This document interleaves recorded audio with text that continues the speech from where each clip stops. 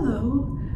My husband was eaten by a whale, but God will make it vomit him up soon enough. Would you sit with me a little while? I'm sure we have enough oxygen for the both of us.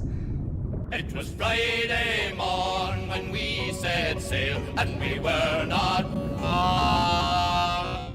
Now, first, you do require a bit of knowledge about Moby Dick, as well as the understanding that I'm a bitter person who has no right to talk about nothing. This is just my idea of fun. I'm going to spoil Moby Dick for you, as well as the main Moby Dick movies. I'm also going to bring up some topics that might be uncomfortable to hear about, including racism, suicide, animal death, human death, and men being generally terrible. Here's a very basic rundown of Moby Dick and some characters you're to meet. One day, a teacher and former sailor named Ishmael leaves Manhattan for New Bedford because he feels like killing himself. Even though New Bedford is a famous whaling town, he insists on sailing on a Nantucket ship. But the ferry from New Bedford to Nantucket has left, and there won't be another for 2 days. He goes to the Spouters Inn, but there aren't any beds left, so the landlord, Peter Coffin, beds him with a harpooner named Queequeg, a cannibal from the fictional island of Cocavoco, loosely based on Polynesian culture. Coffin doesn't tell this harpooner that somebody will be in his bed when he gets back at midnight. So Queequeg arrives in his room, prays, freaks out when he finds Ishmael and tries to kill him. Coffin breaks everything up. Ishmael and Queequeg get married the next day. Ishmael goes to see a sermon by Father Mapple before he and Queequeg go to Nantucket, where Ishmael decides to ship on a boat called the Pequod. Queequeg locks himself in their room for his Ramadan. Ishmael freaks out and breaks the door down, but then everything's fine. The owners of the Pequod are racist. Queequeg shows off how cool he is by throwing his harpoon very well, so they sign him anyway. Before the boat sails, a smallpox-ridden prophet named Elijah warns them that bad things will happen if they ship on the Pequod, and that Captain Ahab's crazy, but they go anyway. The characters on the Pequod are, of course, our Captain Ahab, Starbuck, the first mate, Stubb, the second, and Flask, the third. The harpooner Daggoo works under Flask, the harpooner Tashtego under Stubb, and Queequeg works under Starbuck. There's also a cabin boy named Pip, who's probably around 10, as well as 30 other crew members, but most are unnamed. After a while at sea, Ahab finally appears and speaks to his crew. He's missing a leg and is pretty upset about it. Can you guess how he lost his leg? Can you guess? He riles up the crew about killing Moby Dick by offering the first man that sees him a $16 gold coin, worth about $700 today.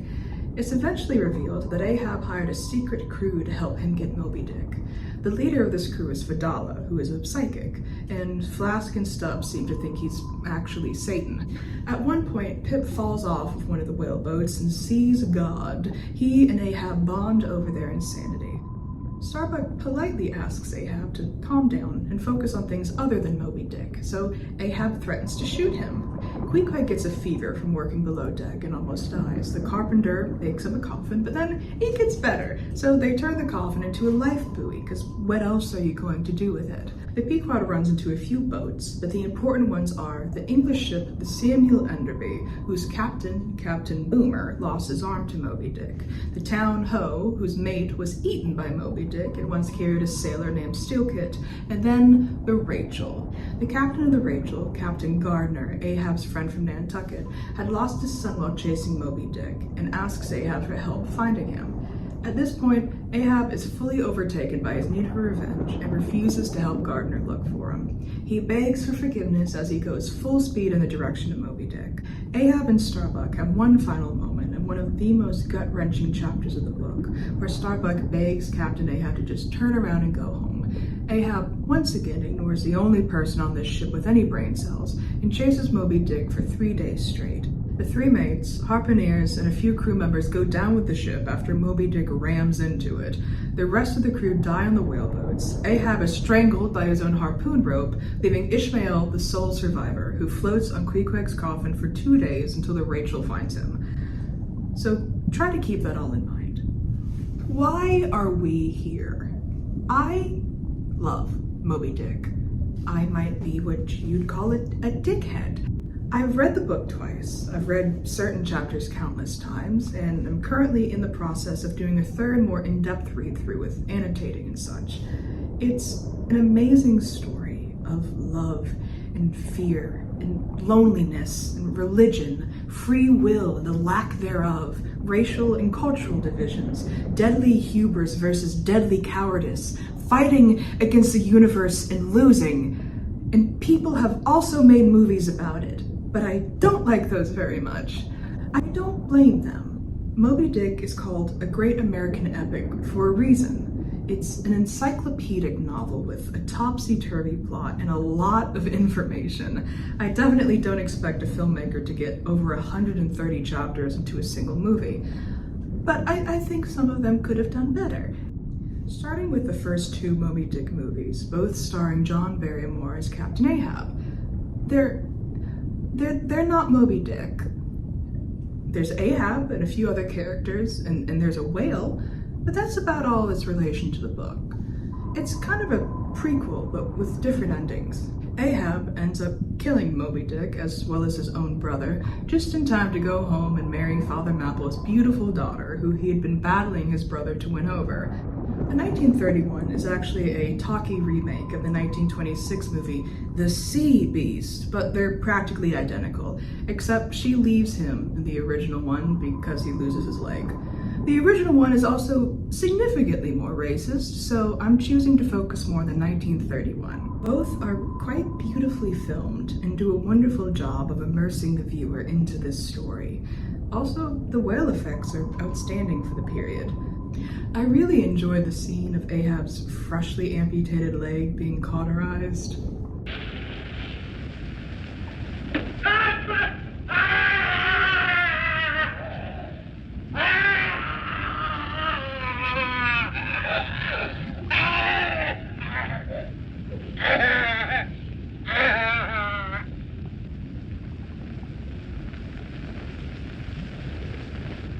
And then the next shot being her knitting him socks. Impeccable directing. It's also quite cute how whenever there's a full-length shot of Ahab, you can very clearly see his bent knee and foot just sticking out behind him. One interesting thing about this version is Queequeg.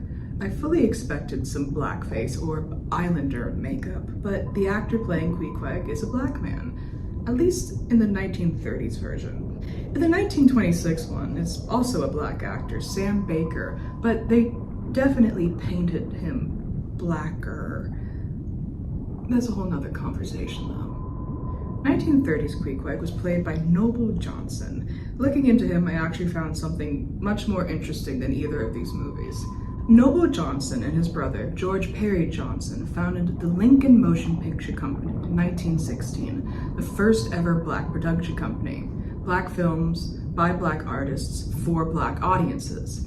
Because of segregation laws, they were pretty much never shown in general theaters, leading the company to close after just 5 years. But the creation was absolutely groundbreaking and foundational work for future actors and creators. These movies shouldn't really be on this list. They're okay movies. Honestly, they would be better if all the parts concerning Moby Dick were cut, especially since I think there's actual dead whales in this. It might just be very convincing prosthetics, but I don't think so. So, 1 sperm whale out of 5. Regardless, I thought the Johnson brothers were very interesting and wanted to talk about them a little bit. On to the next adaptation, the 1956 Moby Dick, an iconic film and a pretty okay adaptation of the book. It stars the amazing Gregory Peck as Ahab, Orson Welles as Father Mapple, and a white guy as Queequeg. I initially thought Tashtego's actor may be Native American, but that's just some British guy with a tan and a bob.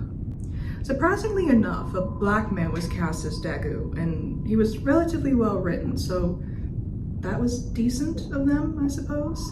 Visually speaking, this is my favorite adaptation. It's dark, but not drab. Every frame just feels soft, like a collection of velvet paintings. It's one of those movies you can watch muted and still have a good time. One visual thing that kind of bothered me was Ahab's facial prosthetics. For some reason, they give Gregory Peck a fake nose, but they also give him Ahab's scar, which is, of course, in the book.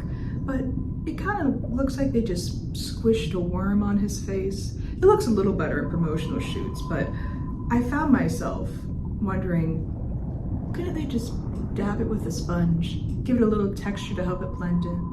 I will admit, I do love like the streak in his hair and his beard, and I can't deny he looks very handsome in this movie. I recently rediscovered this video from the mid-1950s, and it made me unreasonably happy. The fashion began by accident when a firm of London wig specialists made white streaks for Gregory Peck in the film Moby Dick. A girl assistant borrowed one of the flashes to wear for a dance. Afterwards, the firm took the hint by dyeing flashes in a variety of colors. So, next time you refresh your hair streak, remember who paved the way for you. They utilized miniatures for the chase scenes and the sinking of the ship, which, as a doll collector, I absolutely adore. I'd say around 15% of the dialogue and narration is from the book. Not that I'm a book purist, I just like the writing. The finale is different, and Fedallah is just not there, but it works. I adore the visual of Ahab's body pinned against Moby Dick's side, the whale's movements making his limp arm beckon his poor crew to follow him to his watery grave. This visual is more similar to Fedallah's death in the book than Ahab's, but I'd say it conveys better on screen than Ahab just getting yanked off the boat from the harpoon rope around his neck, at least for this version of the story. The 1956 movie also begins a trend in Moby Dick adaptations of merging Queequeg's fever and Ramadan. For a little more context than what I gave you before, in the beginning of the book, after Ishmael and Queequeg go to Nantucket, Queequeg does what Ishmael calls a Ramadan, though it's quite different than a typical Ramadan. Queequeg sits in their room from sunrise to sunrise before a small sacrificial fire, while balancing his religious idol, Yojo, atop his head, refusing to eat or speak. Ishmael comes back after signing on to the Pequod and finds the door locked and Queequeg not answering. He looks through the door's keyhole and sees Queequeg's harpoon leaning against the bed. But when they booked the room, the landlady took the harpoon away because a previous tenant had impaled himself after a poor voyage. So Ishmael, thinking Queequeg killed himself, breaks down the door, only to find him in a strange meditative state in front of the fireplace. And I know most people find Moby Dick far too intimidating to read, but just the first 20 chapters, okay? The first 22 chapters before they get on the boat. It's so good, please read it. For me, do it for me.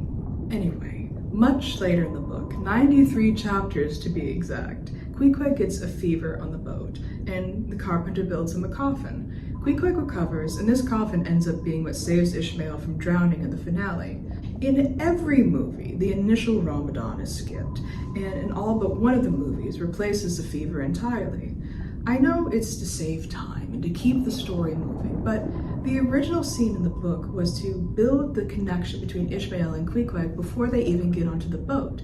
It also serves as a critique on religion, Catholic religions, as well as what Melville calls pagan religions. A substantial part of that chapter was actually cut by the conservative Christian UK publishers.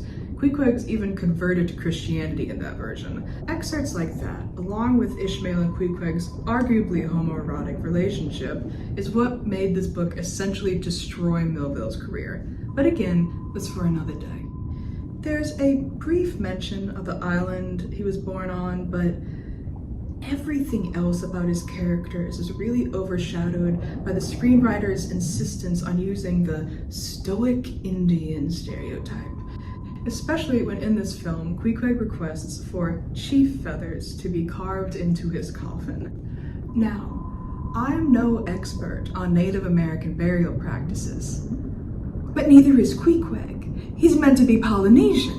How can you manage to bastardize a culture that the character isn't even supposed to be part of? In the book, he carves his tattoos into the coffin.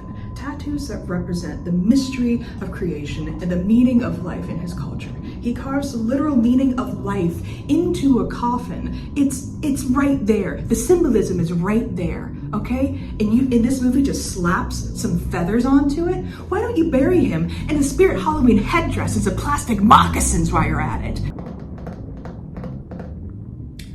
I guess when you make a character's only trait not white, you can make them do anything and just say it's part of their culture. To top it all off, the Ramadan only ends when some guy cuts up his chest and Ishmael punches the guy and Queequeg finally gets up to choke him to defend Ishmael. I guess I appreciate the framing of the scene. In the book, the end of the Ramadan is a very tender moment between Ishmael and Queequeg. At daybreak, Queequeg finally ends his meditation and crawls to the side of the bed where Ishmael had a fitful night of sleep, terrified of Queequeg's well-being during this ceremony he couldn't even begin to understand. Queequeg wakes him by pressing their foreheads together and quietly telling Ishmael that the Ramadan is finished. Ishmael pulls Queequeg into bed and they discuss religion together as the sun rises. But I guess sweetness isn't allowed in this movie. I can imagine the screenwriters, skimming through this chapter and thinking, we're not putting all that gay stuff in this movie. Have some rando cut up his chest instead. They also had Queequeg sign his name with a whale. They do that in the next movie too. I guess it's cute. There's a music sting and it fades to the next scene, but I don't know. He has a signature. It's an infinity symbol. It's literally tattooed on his body. A better executed character is Elijah, the prophet. The actor is just incredible. His physicality and voice is just so haunting, it's impossible to look away from him. As I mentioned before, the ending, and therefore Fadala, and therefore Elijah's prophecy, was changed from the book. But this guy was just something else. Despite looking different from the book Elijah, I feel like this is exactly what Melville was envisioning when he wrote this character. The change in Elijah's rambling prophecy actually comes from a line in chapter 132, when Ahab mentions smelling a meadow at sea, and that scent is what begins the final encounter with Moby Dick in this movie. It's simplified, but utilized the base material very well, so book snob approved. While Ahab's death was, as I already mentioned, amazing, for some reason Starbuck just kind of goes off the deep end. After they see Ahab has died, he demands the crew to chase after Moby Dick and ends up getting everyone killed. He insists on going after Moby Dick despite spending the entire movie looking up at Ahab with those puppy dog eyes begging him to go home. This decision was just so strange, not to mention out of character. They had an almost perfect ending, a beautiful visual of Ahab's death. They could have just had Moby Dick ram the side of the Pequod, like in the book, and that would have been it. This shift in Starbuck was just so clunky. They just kind of stumbled over the finish line. Also, just so you know, in the book, Starbuck is watching all this from the ship, praying and shitting his pants. One final thing. I can confirm this movie contains whale death, or at least hunting. The production team went to Portugal, where whaling was still legal, and just filmed themselves stabbing some whales. So beware of that if you plan on watching this one. Also, go donate to Save the Whales. Buy a hoodie or something, because Jesus Christ. Moby Dick was a prosthetic though, a very good one at that. One day, on set actually, Gregory Peck got stuck to it and floated away, getting lost in the fog for over an hour. Crazy times. So, Moby Dick, 1956. I give it a strong 3.5 out of 5. I consider this the parent and original of Moby Dick adaptations. Gregory Peck was amazing, Orson Welles was amazing, White Queequeg was pretty good. This is most definitely the best looking Moby Dick out of all the movies. Minus a few points for obvious reasons, but plus a half point for having the most beautiful man I've ever laid eyes on as an extra. Hello, sailor! Overall, pretty good watch. Now, jumping 40 years later, we have a mini-series, but it's about the length of a movie, and it was just on TV instead of in theaters, so it's a movie, okay? The title card is absolutely hideous, giving us a preview of the less than stellar special effects that are to come. It's a two-part, 3-hour miniseries with Captain Picard as Ahab, Buffalo Bill as Starbuck, and Elliot as Ishmael. A great trio. And that's not even sarcasm. All these actors were amazing in this. They even brought Gregory Peck back to be Father Mapple. And Queequeg is played by a Polynesian man! Whippy! But don't get too excited just yet! I might say this is my favorite Ishmael. He portrays a mix of boyish innocence and vagabond independence that was lacking in the last movie. They may have been a little too heavy-handed with Ishmael's innocence.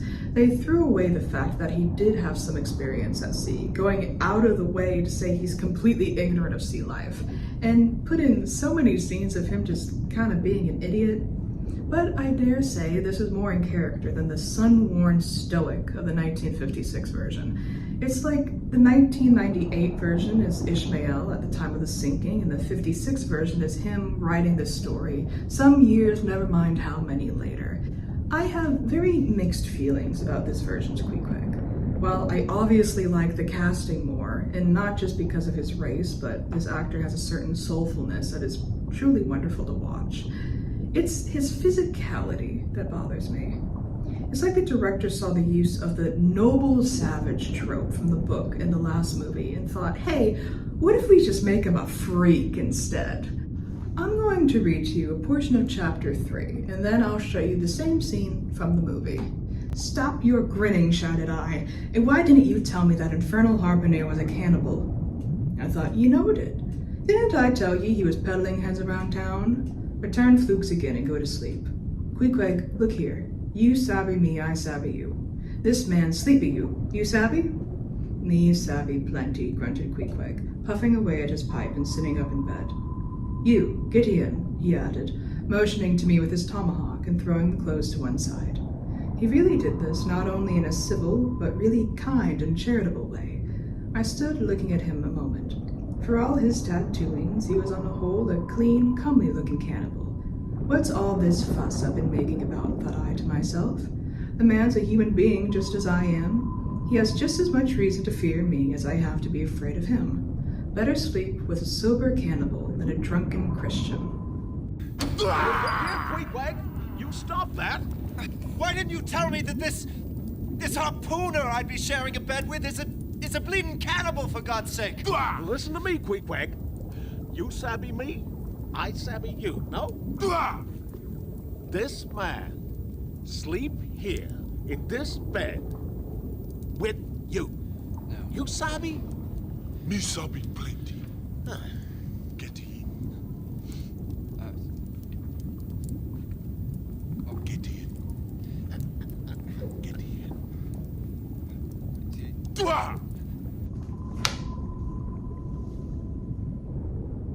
Did you notice anything different about Queequeg's behavior? Perhaps his grunts and lunging? Now, I don't want Queequeg to be a perfect stoic character. Ishmael compares him to George Washington in the novel, for God's sake.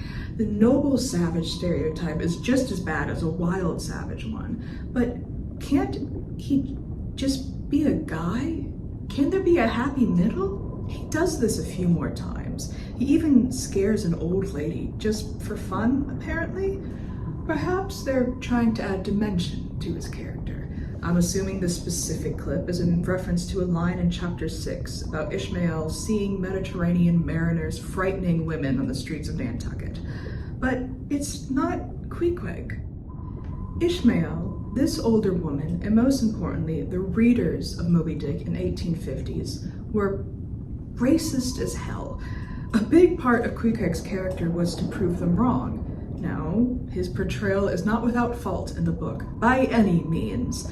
Melville tried his best, but still relied heavily on certain stereotypes. It was definitely a blatantly anti-racism book of its time, significantly less so by today's standards. Again, that's for another day.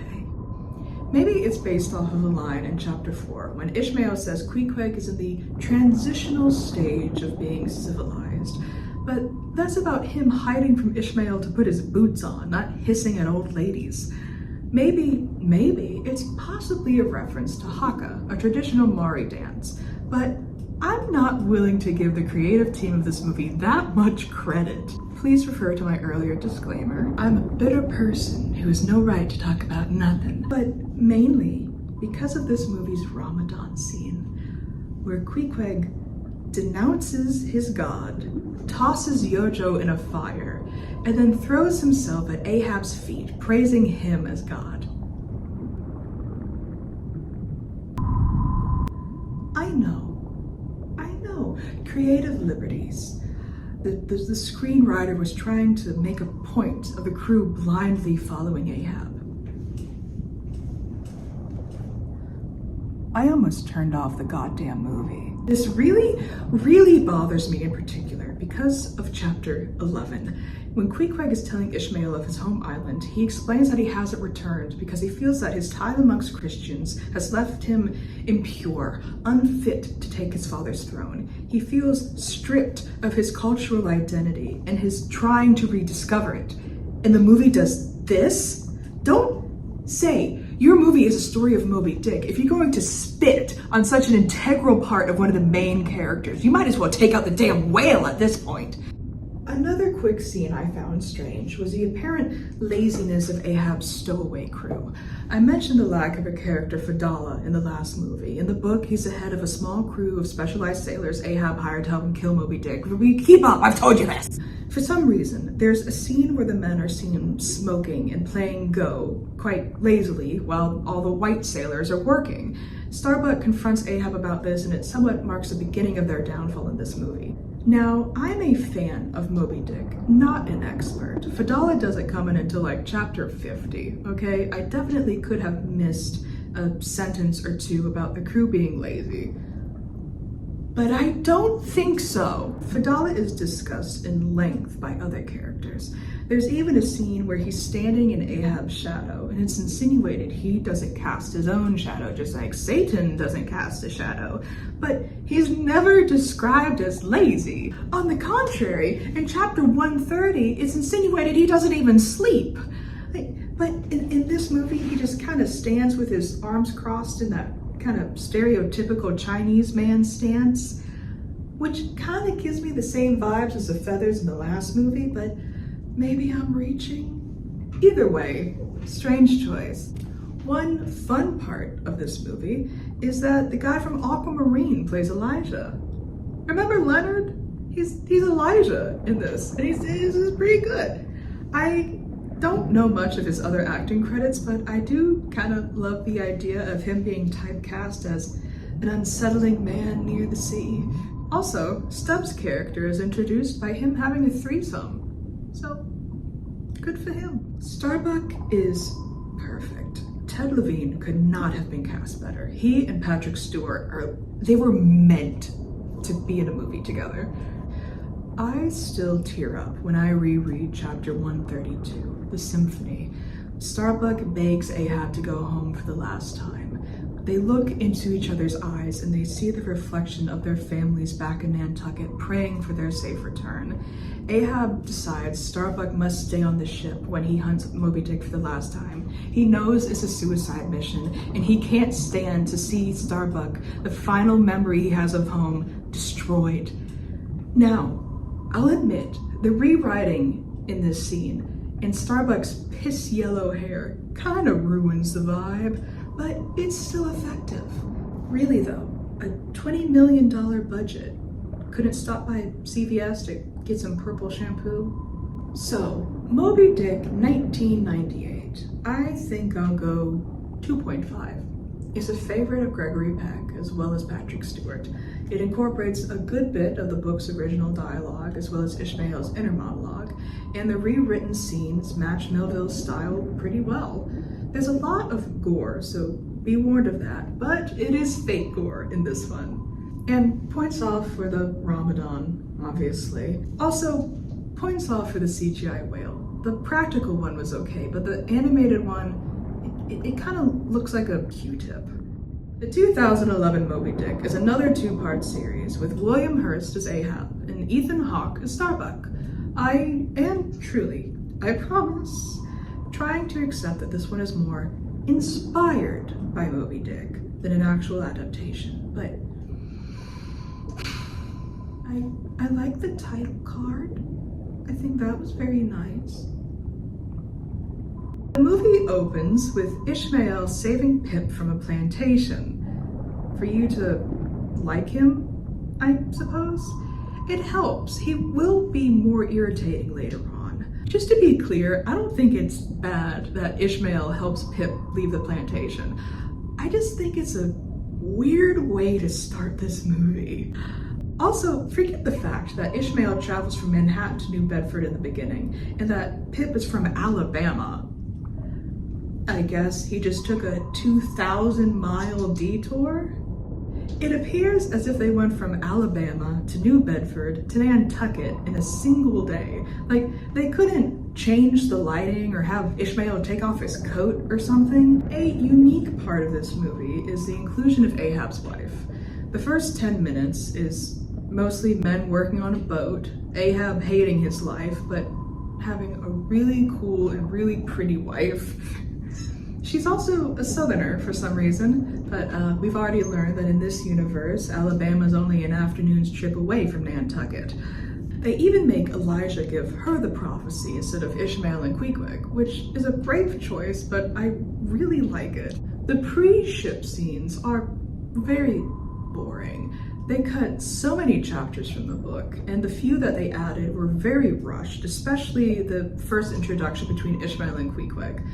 But it still takes 40 minutes until they get onto the Pequod. But I'll never complain about seeing Gillian Anderson on my screen. Also, her name is Elizabeth, which is the name of Herman Melville's wife, so I can't say they didn't do their research. Queequeg is pretty good, honestly. I like this actor a lot, just like the last one. I was a little taken aback by his first scene being him completely naked, butt out, bush out, which is of course book accurate, but put your harpoon away, sir. Something about this first meeting that I found quite funny was when Queequeg and Ishmael scream in surprise when they first see each other. It cuts to downstairs in the lobby of the inn where all the men cheer. Like the way guys might cheer if they hear their buddy getting lucky in the next room. I'll just leave that there. Of course, there's a few out-of-character moments, but I think this movie captured him, as well as he and Ishmael's relationship, very well. The actors work great together. I teared up when Queequeg got sick, even though Ishmael was annoying the hell out of me. But Queequeg did actually get sick in this movie.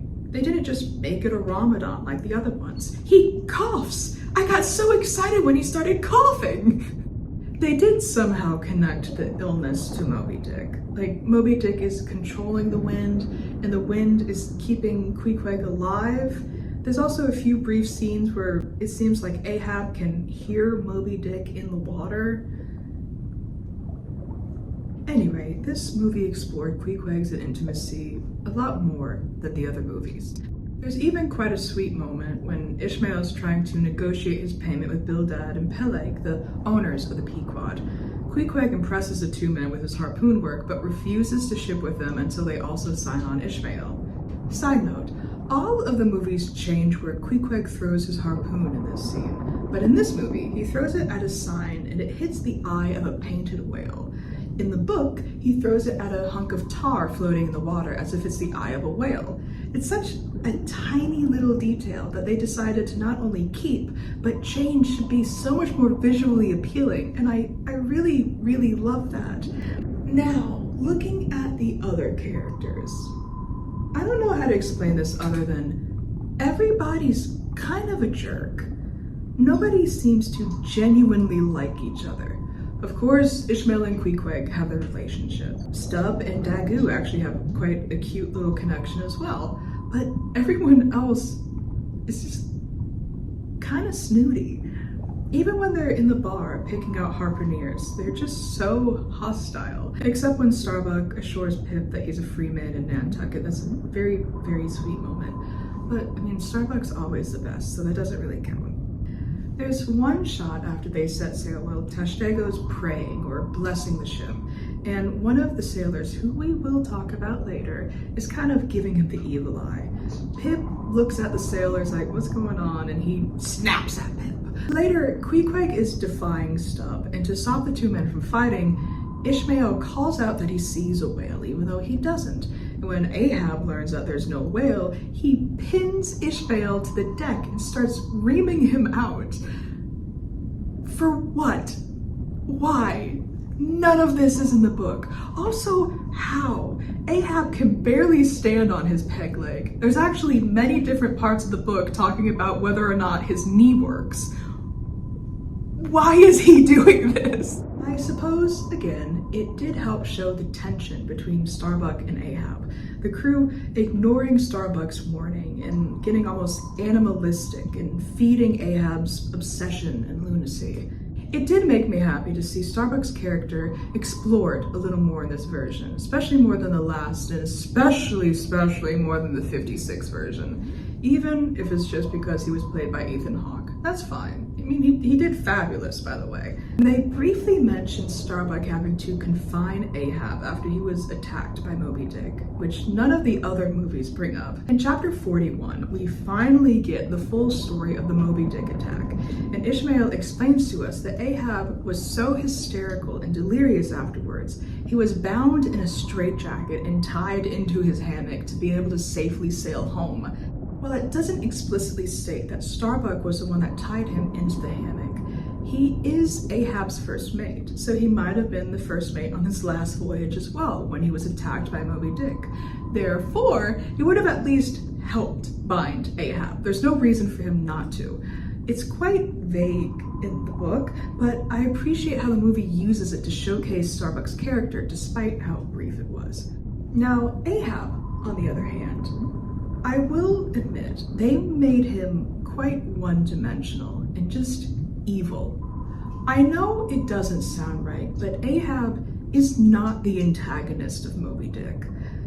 Ahab, in my opinion, is an argument on the existence of free will and a display of the overwhelming power of grief. In chapter 41, it explains the complete break and shift in Ahab's psyche. In chapter 128, Ahab is physically unable to help his friend Captain Gardner find his son because his mind will simply not allow him to. He can do nothing other than chase after Moby Dick. Anti-hero may not be the right label either, but I'm whining about movies, not giving an intelligent literary analysis. A few other things are explored more in this movie, specifically some chapters that didn't originally involve dialogue, like the cabin table chapter, where eating routines and rules are discussed. But instead of just showing these things, maybe in a montage, Ishmael is always there. Which of course makes sense. It's a movie and Ishmael's meant to be the main character. But maybe knowing the original context makes the addition of Ishmael in this dialogue just a little tiresome to watch. Dare I say, even a tad cringy. The actor playing Ishmael does have a lovely smile, though. It almost makes up for the nauseating rocking and copious jump cuts in every exterior shot. I don't know if it was added for authenticity or if this was actually filmed on a ship, which would be really cool. But either way, I was struggling. Going back to the unnecessary meanness, there is one major character in this movie I've yet to mention. His name is Steelkit, who was a character in the novel, a crew member of the ship the Town Ho, and had a story far too long to explain right now. All you need to know is that he, just like the guy in this movie, tried to retaliate against the higher-ups and gets locked below deck as punishment. While he's mostly inspired by Steelkit, of course, I think he's also inspired by Bulkington, who again was a character in the book, much more minor, but theorized by many to have been the original partner of Ishmael, but replaced by Queequeg in the later manuscript. He also kind of steps in as a replacement for Fedallah, steering Ahab's whaleboat. I fully thought his main role was to be pretty, maybe a little nod to those familiar with the characters. But perhaps this fella's still sore about being replaced by Queequeg, because out of nowhere he calls Daggoo the N-word, hard R. I was so shocked I had to rewind the movie to make sure I heard it right. Now, racism and race is a very important part of Moby Dick. I've blabbered on about Queequeg long enough. Also, Melville used the N-word's little brother more than enough times in the book, but never like this. There's an interaction in chapter 40 where the crew are drinking and dancing. Daggoo is insulted by one of the sailors talking about how frightening the stormy sky is. Describing the lightning, he says, "Look yonder, boys, there's another in the sky, lurid like ye see, all else pitch black." Daggoo responds, "What of that? Who's afraid of black's afraid of me, I'm quarried out of it." A Spanish sailor butts in, and then a Nantucket sailor. The Spanish sailor compares Daggoo's teeth to lightning. A fight almost breaks out before the sailors run below deck in fear of the storm. Now, being racist is being racist. But I feel like the jump from a drunk guy comparing Daggoo's teeth to lightning to some guy calling him the N-word is a big jump. Also, if they wanted to add some period-typical racism, Mr. Stubb is right there. I got so upset the first time I read chapter 64, I had to put the book down a little while.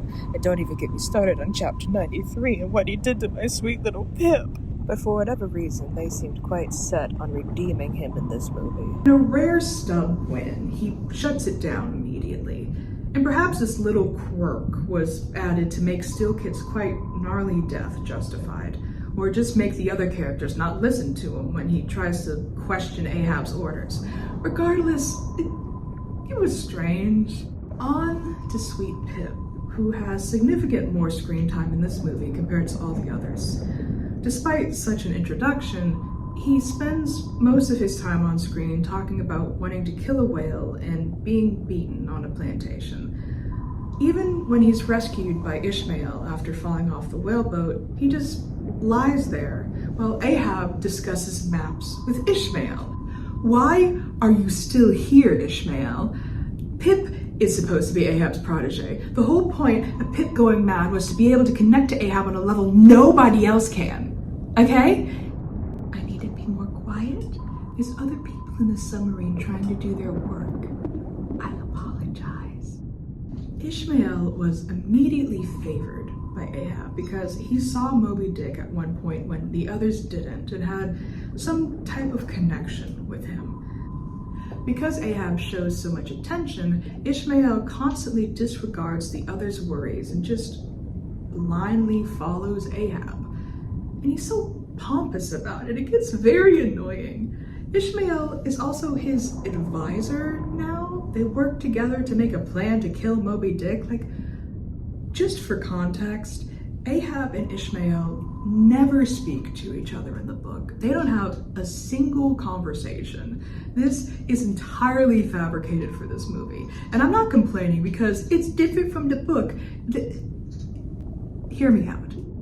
Ahab and Pip are one of the many references Melville makes to Shakespeare in Moby Dick, possibly the most obvious beside the reference to Hamlet and his uncle as Starbuck and Ahab in chapter 123.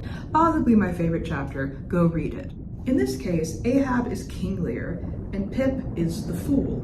In the most simplified explanation, the Fool works as Lear's conscience. He can say things to Lear and influence him in ways nobody else can. After falling from the whaleboat and losing his mind, Pip goes from being the most insignificant member of the crew to Ahab's equal. This relationship has meaning. It has a point. I'm not upset they changed the writing. I'm upset they stripped Pip of his character and made him just some poor little slave boy and then replaced him with a white man. Later, Pip and Ahab have a couple scenes together, but it's too little too damn late. Besides, I'm too preoccupied by Queequeg having a psychic connection with the wind and realizing they cut Captain Boomer out entirely. Ahab finally meets somebody else handicapped by Moby Dick. It's a very charming and humanizing scene for Ahab, and they always cut it from the movie. Like, they cross their prosthetics like knights crossing swords, and it's like, I don't know it. Also, just to dog on Ishmael a little more, there's a part in the movie where Steelkit is complaining about being at sea for 7 months and Ahab refusing to dock to pick up fresh food. And Ishmael's just like, oh, suck it up, man, as he's eating an apple. Where did that come from, Ishmael? 7 months at sea, you have a shiny pink lady to munch on? Now, I suppose it's more of an oversight of the production team, but I'm choosing to blame this Ishmael personally. So, the finale. They made the chase 1 day instead of 3. Every movie has, every movie in the future will, whatever. Maybe it's because of the CGI or something, but 2 boats are destroyed and nobody seems to care. There's even a good minute where Ishmael thinks Queequeg is dead, and nothing. Not even a zoom in on his face. Maybe it was the directing or the acting. I'm not one to talk, I do community theater. But at this point, I'm rooting for Moby Dick to hurry up. So after our chat today, I did learn that the darling playing Ishmael, Charlie Cox, almost drowned while filming this scene. So, I can forgive it this time since he was a little distracted. There's a bit when Moby Dick is pulling Ahab's boat towards the Pequod, and Ahab, realizing everyone's about to die, very gingerly pushes Ishmael off the boat and says, "You will live!" You will live! I actually burst out laughing the first time I saw it. That is the main issue with this movie. There's this overimportant and pompous feeling to everything. There's even a slow-mo shot of everyone walking to the ship in the beginning. I can imagine, after making every script and direction choice, the production team just went, yeah, I just did that. I don't think people realize Moby Dick is actually a very funny book. A gut-wrenching tragedy, but also very funny. There's a whole chapter of Queequeg and Ishmael eating chowder, for God's sake. There's a chapter about making a coat out of a whale's foreskin. Don't even get me started on chapter 94. Squeeze, squeeze, squeeze all the morning long. I squeezed that sperm till I myself almost melted into it. I squeezed that sperm till a strange sort of insanity came over me. Captain of the Rachel doesn't even have an entire minute on screen, and he's the entire reason for the finale. Like, and Ahab, speaking of Rachel, Ahab doesn't feel guilty for abandoning him at all. He feels genuine regret in the book. Patrick Stewart cried in the last one. You couldn't give me a tear, William Hurt, huh? You couldn't weep a little for me. It's not a very good Moby Dick adaptation. But it's a damn good Moby Dick fan fiction, I'll give it that, okay? I'll give it that. The ending is fine. Starbuck holds Pip's hand as they go down with the ship. Ishmael gets one final glimpse of Ahab tied up against Moby Dick's side, who possibly looks even worse in this movie than the last one. After the mischaracterizations, the horrible dialogue, the ugly-ass whale, this one gets 2 out of 5. 1 point for Gillian Anderson, and 1 point for Queequeg's harpoon. I was going to end our chat by telling you about the 2010 Moby Dick. First of all, though, it has very little to do with the book. Secondly, I don't know if I'm strong enough to finish it and give it a proper review. 2010 Moby Dick. And you ask me, but if this one came out in 2010, that means it came out a year before the last one you covered. Why is it the final movie on this list? And you'd be right, my friend, but I fear that if I did it in the middle of our chat, you'd leave. This isn't just a bad Moby Dick adaptation. It's one of the strangest movies I've ever skimmed through. We open in 1969 Soviet waters. A young Ahab and Boomer, who's American in this version, because why wouldn't he be, are doing vague sonar work in a submarine when Ahab hears something in the water, something nobody else does, an emptiness. The captain doesn't believe it's anything important until a giant whale grabs the submarine and shoots it up into the air before dropping it on the ice. Boomer's hand and Ahab's legs are crushed. Then the whale bites the submarine in half and pulls it back into the water, ripping Ahab's legs off. Roll opening credits. When I tell you, I thought I was losing my mind when that creature graced my screen. I've been watching Moby Dick movies for almost 10 hours at that point. I was starting to feel whale bones growing out of my nightgown. I will give them credit for one thing in this horrendous intro. The name of the submarine was the Acushnet, the same name as a whaling vessel Herman Melville sailed on in his youth that inspired a lot of Moby Dick. I would dog on the CGI, but the budget for this movie was literal pennies compared to the others. I'm not defending it by any means, it's putrid, but I appreciate their attempt. I really thought this would just be a modern military retelling of Moby Dick, but instead it's some crazy sci-fi movie with an evil, immortal dinosaur whale. They replaced Ishmael with this doctor lady who studies whale songs. Call me Michelle. It was kind of hard to follow, I'll admit. Ahab's scar is surprisingly well done, and I can't help but find Moby Dick a little cute. I mean, he's just an evil little guy. I fast forwarded a little, thinking, you know, maybe it gets better. Maybe I can sit through this whole thing without dying. But then Moby Dick ate a helicopter out of the sky, and I wasn't up for that. I just wasn't up for it. I did eventually realize that the guy that plays Captain Ahab played Brad in the original Rocky Horror Picture Show. And the woman playing not Ishmael is Gabriella from Xena Warrior Princess. The world is so crazy, man. Screw it. 5 out of 5. God is dead. We harpooned him off the coast of Nantucket in 1851. Maybe one day we'll get a really good adaptation. Maybe not. It's impossible to truly capture Moby Dick. Captain Ahab can tell you that. That being said, I, though for no purpose other than to prove to myself that I can, am writing a screenplay for Moby Dick. I'm taking things directly from the story, direct quotes and excerpts, and putting them together. And just to prove to you, I'm not some book purist and I'm being all bitchy because these movies don't follow the story. They're all women. You heard that right, Mama. Gender swapped Moby Dick. Because screw you, nobody's gonna see it. It's just for my own sake and I can do whatever I want. I'm gonna calm down now. Use a lot more oxygen than I expected.